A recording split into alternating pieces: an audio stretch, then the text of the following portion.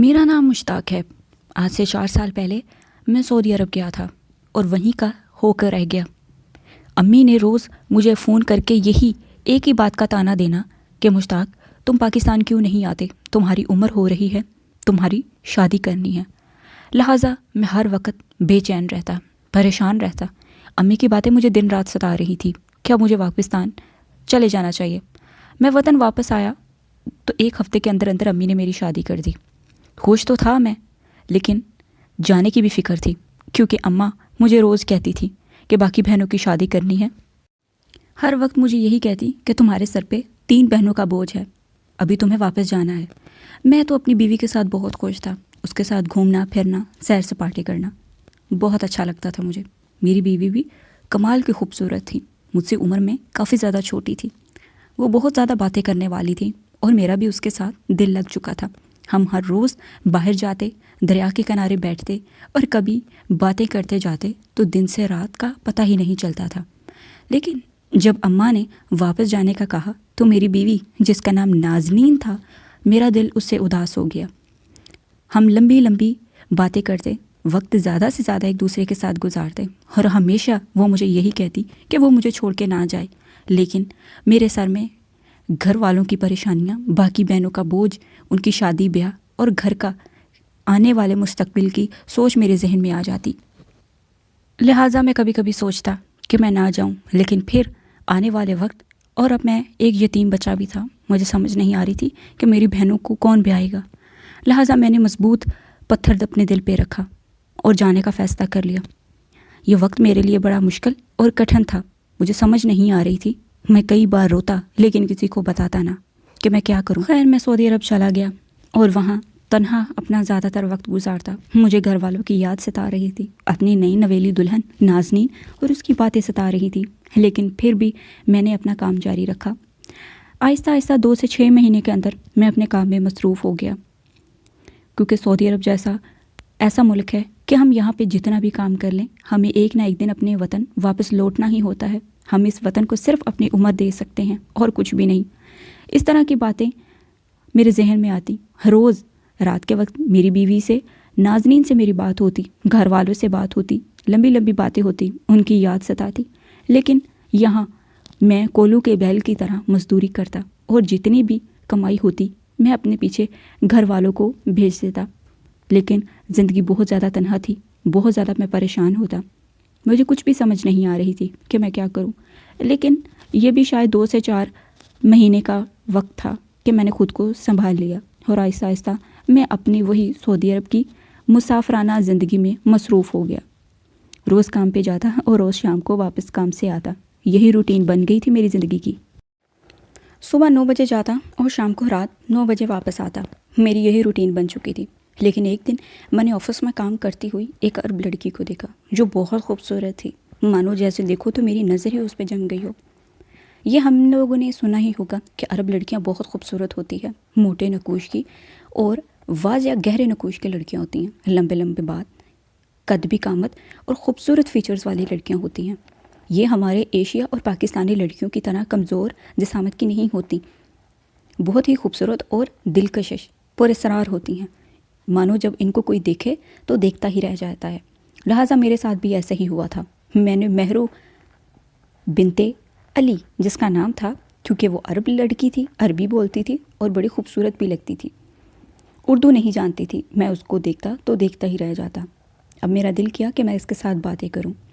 میں نے اس کی طرف دوستی کا ہاتھ بڑھایا تو اس نے میری دوستی قبول کی۔ لہٰذا اب وہ عرب لڑکی مہرو میرے ساتھ، ہم اکٹھے ہی ایک ہی آفس میں کام کرتے تھے۔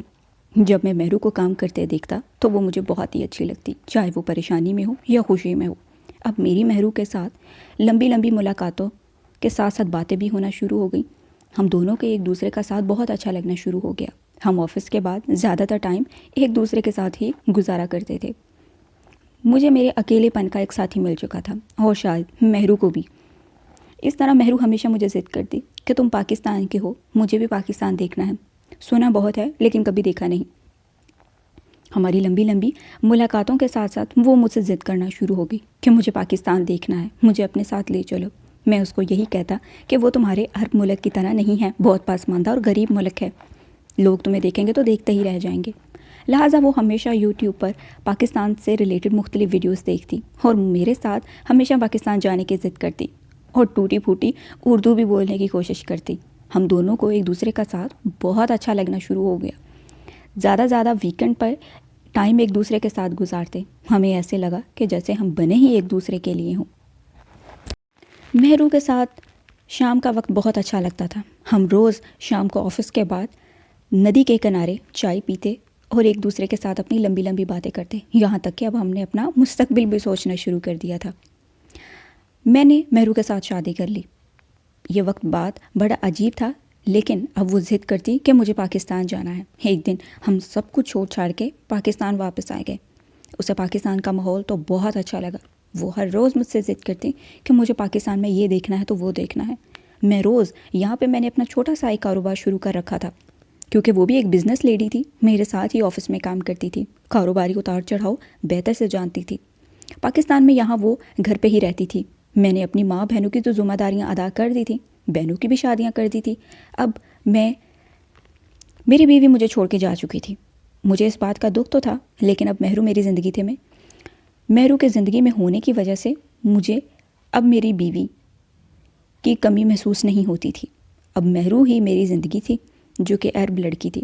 ہم دن سے شام ایک دوسرے کے ساتھ گھومتے، لانگ ڈرائیو کرتے، روز گھومنے جاتے۔ مہرو اب ہمارے مشرقی پاکستان کے مطابق لباس پہننا بھی سیکھ چکی تھی، اردو بھی بولتی تھی۔ محلے کی لڑکیاں اور عورتیں رک رک کے دیکھتی تھیں کہ مشتاق عرب عورت لایا ہے، دیکھتے ہیں بڑی خوبصورت ہے۔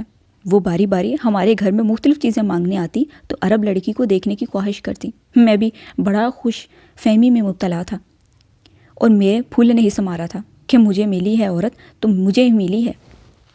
مجھ سے میرے پرانے دوست اور گلی محلے کے لوگ اکثر یہی بات پوچھتے، میاں ہمیں بھی بتاؤ یہ عرب لڑکی کو کس طرح پھانس کر لائے ہو، ہمیں بھی کوئی گر کے بات بتاؤ۔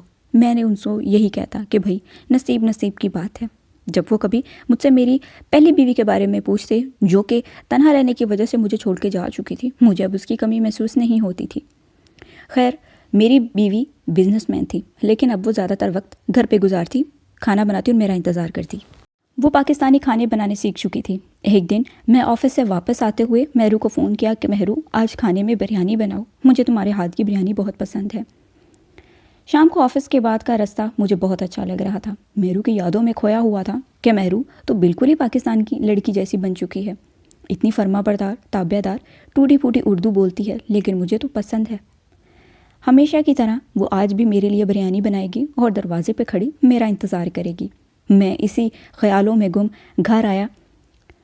موسم بھی کافی زیادہ خوبصورت تھا، ہلکے ہلکے بادل ہوئے تھے۔ میرا یہی موڈ تھا کہ ہم کھانا کھائیں گے اور بعد میں مہرو کو کہوں گا کہ مہرو آ جاؤ ہم لانگ ڈرائیو پر چلتے ہیں۔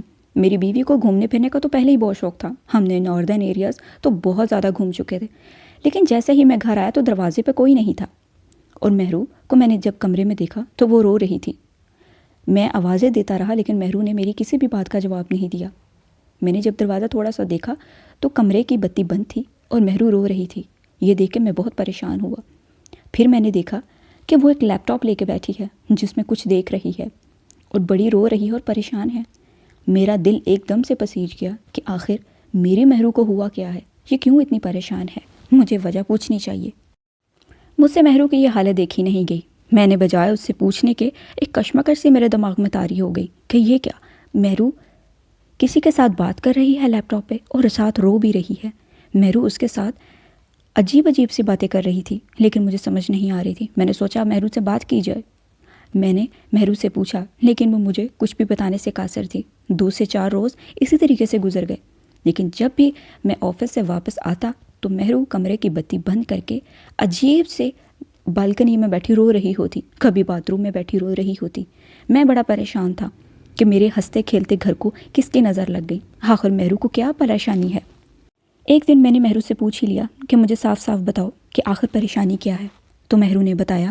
میرے بار بار کہنے پر، زور لگانے پر مہرو نے مجھے بتایا کہ تم سے پہلے میرا ایک عربی شوہر تھا جو مجھے بلیک میل کر رہا ہے، اور فون پہ میری اس کے پاس کچھ تصاویر ہیں، وہ فون پہ مجھے وہی دکھا رہا تھا لیپ ٹاپ پہ۔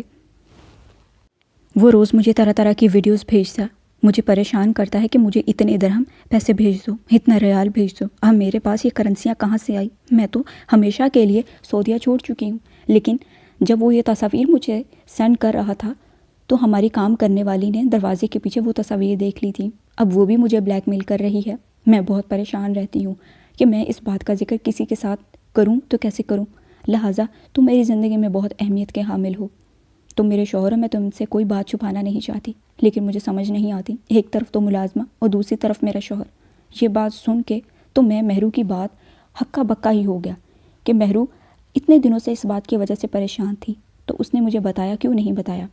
خیر، اسی کشمکش میں میں نے پولیس سے رابطہ کیا۔ ہم نے اپنی ملازمہ کا تو مسئلہ کسی طریقے سے حل کروا لیا۔ پولیس فوراً ہی ہماری ملازمہ کو پکڑ کے لے گئی، اسے تفتیش ہوئی اور اسے جرمانہ بھی ہوا۔ اس طریقے سے ہم نے اس کو کام سے نکال دیا۔ اب آئندہ کسی بھی تفتیش کے بغیر وہ کسی بھی گھر پہ کام نہیں کر سکے گی کہ وہ بلا وجہ ہمیں بلیک میل کر رہی تھی۔ لیکن میری بیوی مہرو اس ٹراما سے ابھی بھی باہر نہیں نکلی تھی۔ وہ بڑی پریشان تھی کہ اب میں کیا کروں، لہٰذا وہ میری بیوی ہے اور مجھے اس کا ساتھ دینے کا پورا فرض بنتا ہے۔ میں مہرو کو ہر طریقے سے کنسول کرتا کہ تم پریشان مت ہو، تم میری بیوی ہو، اب تم میرے نکاح میں ہو، کوئی مسئلہ نہیں۔